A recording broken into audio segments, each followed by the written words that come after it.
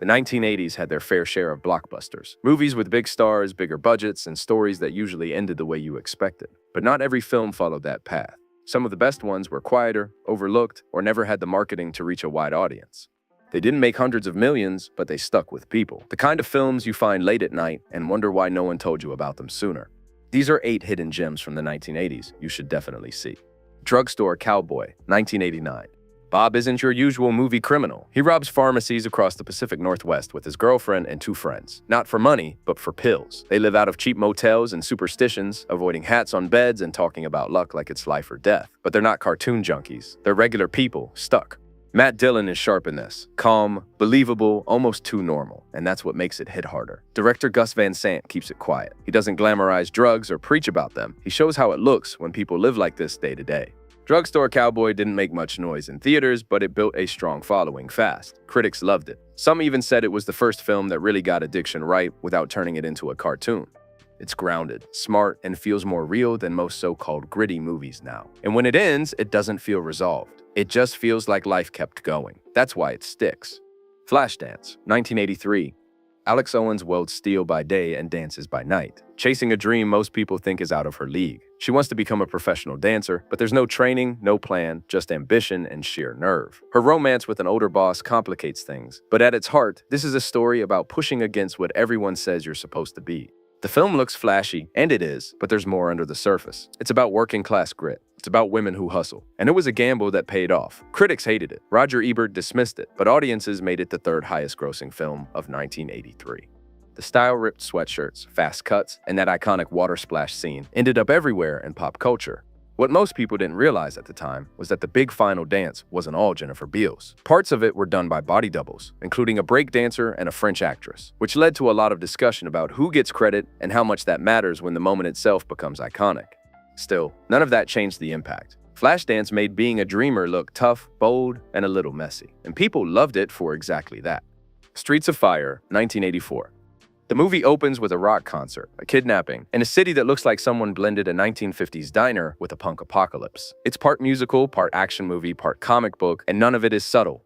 Tom Cody is the reluctant hero, out to save his ex-girlfriend, a rock star held by a gang leader who looks like he walked off the cover of a heavy metal album.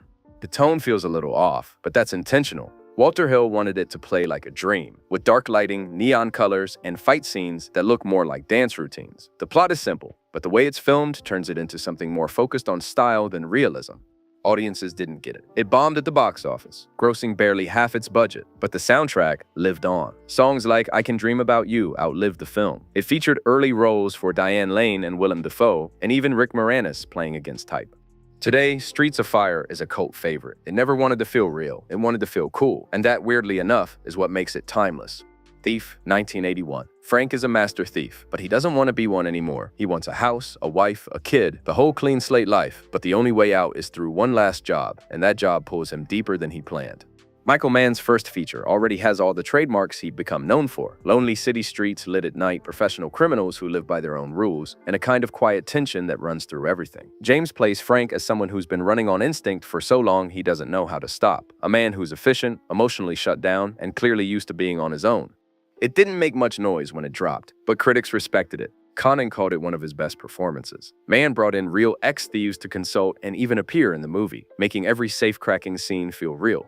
The electronic score by Tangerine Dream pushed boundaries too. It felt cold and alive at the same time. Thief set the tone for how smart crime films would look for decades. To Live and Die in LA, 1985. Secret Service agent Richard Chance isn't in it for justice. He's in it for revenge. After his partner is killed, he becomes obsessed with catching a counterfeiter, no matter who gets caught in the crossfire. This isn't a clean story. It's about people lying to each other, to the law, and to themselves.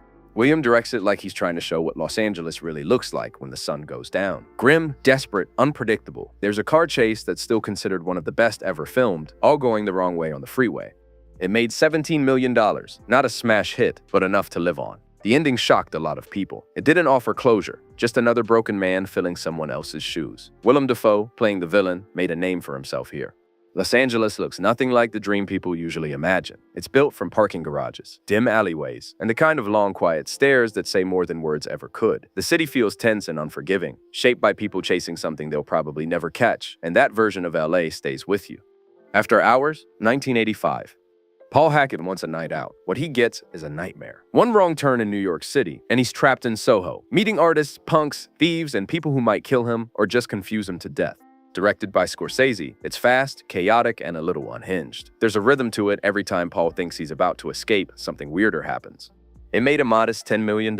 Some critics didn't know what to make of it. Others called it one of Scorsese's most underrated films. He took the project after The Last Temptation of Christ was delayed, and it became a strange detour in his career. There's no hero's journey here, just a guy who went downtown and couldn't get back. That's what makes it so relatable and so oddly funny. Paper House, 1988. Anna's stuck in bed with a fever and nothing but a sketchbook to pass the time. The things she draws during the day begin to show up in her dreams at night, starting with small, harmless details, a quiet house, a boy she's never met. But the dreams don't stay innocent for long. They begin to change, growing darker and more confusing, reflecting fears she can't quite name and pulling her into something she doesn't fully understand.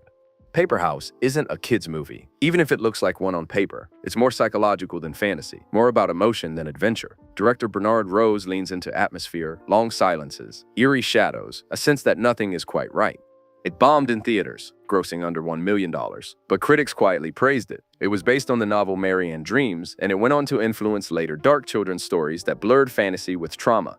It's slow, strange, and a little sad, but it's also beautiful in the way dreams are, half-finished and unforgettable. Manhunter, 1986. Will Graham tracks serial killers for a living, but he's burned out. He wants out until he's pulled back in to catch a killer called the Tooth Fairy. To do it, he has to face Hannibal Lecter, a name that wouldn't mean much at the time, but would later echo everywhere. Getting inside the mind of someone that violent takes a toll, and it's clear from the start that Graham isn't sure he can go through it again. The investigation pulls him deeper into a world he thought he left behind, including a tense visit to Hannibal Lecter, the man who nearly destroyed him. There's no flash here, no over-the-top violence. Michael Mann keeps everything sharp and controlled, neon lighting, synth music, and a style that feels more like a psychological puzzle than a horror movie. Manhunter isn't about jump scares. It's about what happens when someone who understands killers a little too well has to decide how far into the dark he's willing to go. It made only $8 million. Most people didn't get it, but over time, it grew into a cult favorite. Brian Cox's Hannibal is different, more detached, more grounded. The film helped define what stylish crime thrillers would look like for years. It's not the one that won awards, it's the one that set the tone.